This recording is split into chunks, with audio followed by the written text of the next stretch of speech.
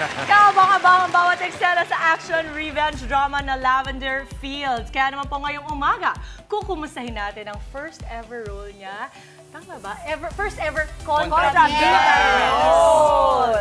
Multi-talented actress Janine Gutierrez.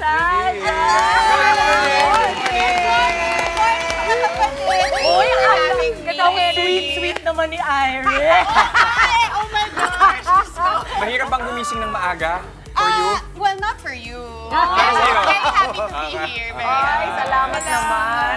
Bakit? Si Iris ba hindi siya masyadong sweet? Ay, hindi po. Malayo. Ayan, so Janine, kwentuhan mo kami about Iris, more about your role here. Yes, ang role ko kasi sa Lavender Fields. By the way, salamat sa lahat ng kapatid na patuloy na nanonood. Sobrang grateful kami talaga sa suporta. At ang reception nyo, talagang gigil na gigil sila sa Lavender Fields. So, salamat. Si Iris kasi nakakagigil talaga kasi may pagkamaldita. She's a very fierce boss lady.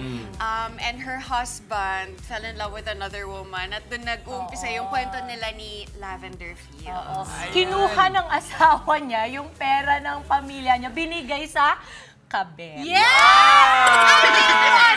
na?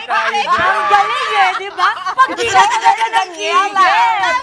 Alam mo, lumalabas ang pagiging Mondragon ko. Tayo para may dalawang kontrabida. Diba? Pero alam mo ba, Mama, kaya maganda doon kay Iris sa Lavender Fields, imbis na mag-bow down siya, ang sabi niya, oh no, that's mine. Pwede kayong gumawa ng sarili nyong universe. Oh my God! Ang saya! Ang ganda is over, di ba? Mga Pwede friends gawin na natin ngayon. Pwede gawin natin ngayon. Never before seen in live television, di ba? Na, oo, nagtatarayan ang dalawang maldita. Dalawang maldita, oo. No, but I think what really excites me, Mama, is that sa Lavender Fields, kasi I've worked with sina Jones and sina Kuya Eko as well, and talagang powerhouse cast ito, Sobra. Kasi ang dami nyo doon na mahuhusay na mga artista and you know to be the villain. Oh my God. Such a big project. Anong pakiramdam? Kasi I'm so sure na, kasi ako lagi ko inisip pag may veterano, oh my God, parang nakaka-nervyos sila. Yes. Super challenging siya for me kasi Ate Jody is also one of my idols. So, iniisip ko, oh my gosh, kailangan head-to-head kami. Kailangan talagang galingan ko kasi ako nga yung dapat sumisindak sa... Well, sindakan naman kami, which is what's nice actually. Tsaka parang valid nga naman na bilang asawa, syempre lalaban ka. So, masaya siya kasi grabe yung mga cast talaga, magagaling lahat, magaganda lahat ng character. Of course, yung kwento, exciting din. At ayun, Ang galing ng sulat ng Dreamscape kasi when you think about it, Mama, di ba usually ang asawa hindi siya kontrabida? Dito, yung asawa ang kontrabida. Pero hindi ba nakakatakot yung shift? Ano yung thought process mo? Kasi for the longest time, puro ka lead role. Tapos ngayon, bigla kang magko-kontrabida. And what made you say yes na eto na yung project na magiging kontrabida ko? well, maganda kasi talaga yung project. I'm so grateful talaga na makasama itong cast at mapabilang sa kwento. At saka, it's a new challenge. Ang sabi kasi sa akin ng Dreamscape na, you know, if I get to do this, parang I'll be like Ate Dims. Kinikilabutan naman ako. Kilig na kilig ako. Promise talaga na parang pag nagawa mo to, kahit anong role, magiging okay. And that's really my goal eh. Gusto ko na bawat role, iba naman ang maipapakita, bagong challenge. So, talagang nag-reach out talaga ako kay Ate Dims sa totoo lang na, Ate, can you please help me? Nag-message siya. Sabi niya, hi ate. Oh, hindi, bakit? Sabi niya, I need to talk to you. Why? Natakot ako. Unang-unang nakaalam. Nag-message siya! Ano naman, sabi niya, alam mo, naisip ko nga nung nag-reach out si Janine, she's in a good place. Kasi alam mo, wala naman akong sinabi sa kanyang hindi na niya alam. I just told her, you got this, Janine, kayang-kaya mo to. And if you ever need to call. Oh, thank you talaga. Kasi yung kanyang groundedness, saka yung humility na tumawag. Mama, galing sa mahusay na pamilya ito. Hindi naman ako nagulat. Oo, tsaka siyempre, di ba, ang dami mo rin nagawa sa Venice Film Festival. Huwag natin kalimutan. Ay, wag natin kalimutan ang mga OTD mo. Bangka, sabi ko, ngayon lang ako nakakita ng ganyan kaganda sa bangka. Sa totoo lang, hilong-hilo talaga ako. Yung mga panahon yun, pero for the OOTD, lalaban tayo. Oo. Oy, relate ang mga kapatid natin dyan. Yung kahit na mahulog-hulog. Ayan na, ayan na. Talaga? Saan ka pa?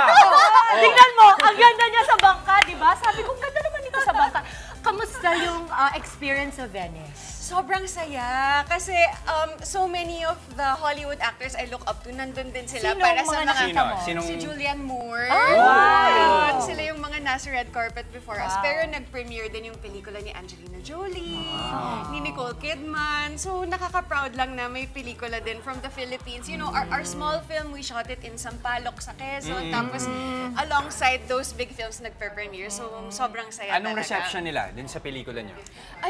It was so exciting kasi 'di ba kapag film fest, dun mo nakikita. Well, sa Instagram ko lang nakikita dati na yung after the film tatayo sila at papalakpak.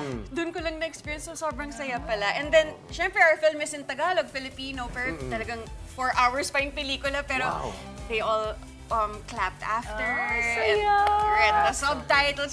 At alam mo, pinaka-paborito ko dyan, nailaban mo tayo. Yung Pilipinas dumarating, parang Hollywood. Speaking of laban, kaya naman na mangyayari dito. Wala na atrasan. Naset Before up ka na natin. mag-promote, Janine, syempre hindi natin palalampasin ang pagkakataon na magkaroon syempre. ng aktingan Pag hindi. dito sa Ay, ikaw, di ba kuya ka niya? Kuya! Kuya na talaga. Bata pa lang ako kilala. Paano ka naging kuya ni Janine? Ayan. Magkabarkada kami like high school. Ay, di ba lang kuya? One batch lower, so pwede ng kuya. Pwede ng kuya. Ganun. Sige, kasali ka, Justin. Oo, may gagayan sa okay. eksena. Okay, wait lang. Pero roll muna, panoorin muna ikaw si natin. Tyrone? Okay. Oh my God. Prep mo muna ako. sige, Ano yung sige. galing ni Tyrone? Ayan, panoorin nga Ano natin. yung motivation ko? Syempre gusto mo na akong hiwalayan kasi masama ugali ko, Ganon. tapos masama yung negosyo namin, pero ayaw kong pumayag. Hassle. Okay. Oo. Ayan. Eto Oh, yan. let's watch. Game. Let's watch. Sige. Roll VTR. We can't walk away from this, Tyrone! Ayoko na!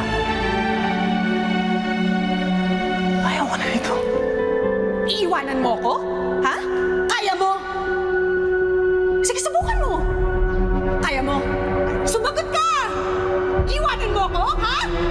Sumagot ka! Sumagot ka! Iwanan mo ko? Kaya mo? Sige, subukan mo! Iwanan mo ko? Subukan mo! Iwanan! Diyos ko, ang bigat naman. Wow, Aga-aga. Justin! Morning, kapatid! Hindi ko gusto mo comedy o hindi? Ha? Okay. Tingnan natin. Tingnan natin. Excited talaga ako makita to eh. We can't walk away from this, Tyrone. Ayoko na. Ayaw mo na? Ayaw mo na? Bakit? Ayoko na nito. Iiwanan mo Ayoko ko. na nito. Iiwanan mo ko. Iiwanan mo ko? Yeah. Kaya mo? Kaya mo? Kaya mo akong iwanan? Iiwanan mo ako? Kaya mo? Kaya mo? Kaya mo? Ayoko na nito! Okay? Ayoko na nito! Ayoko na! Ayoko na! Grabe. In your life. Saka ginawa niyo talaga ng karakter na balikbayan si Tyrone. Balikbayan ang peg niya doon. Oo, yan. Ito, may isa pa. I can't even look at you, see? Ito pang exciting. Ito pang exciting. Janine and Mama Dimple. Okay. Pero panoorin muna natin to. Panoorin natin. Pinanood ko to eh. Whatever. It doesn't matter anymore.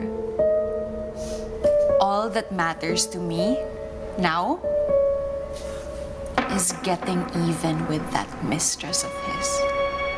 Getting even? Papatayin ko.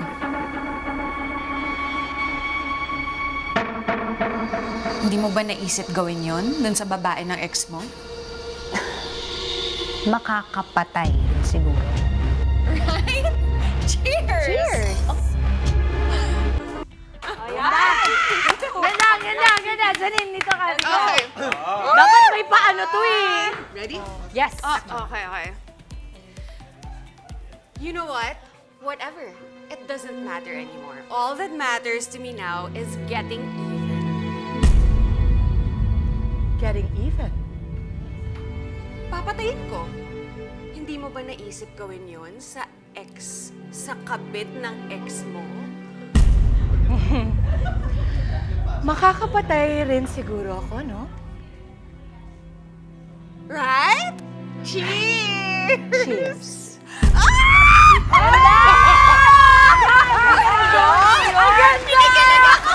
Kinilabutan ako. Kala mo, mabait. Kala mo, friends na friends. Ito yung sinabing, if looks could kill, ito yun. I-pitch ko talaga sa Dreams Game Family ko na ang buong teleserye puro kontrabida!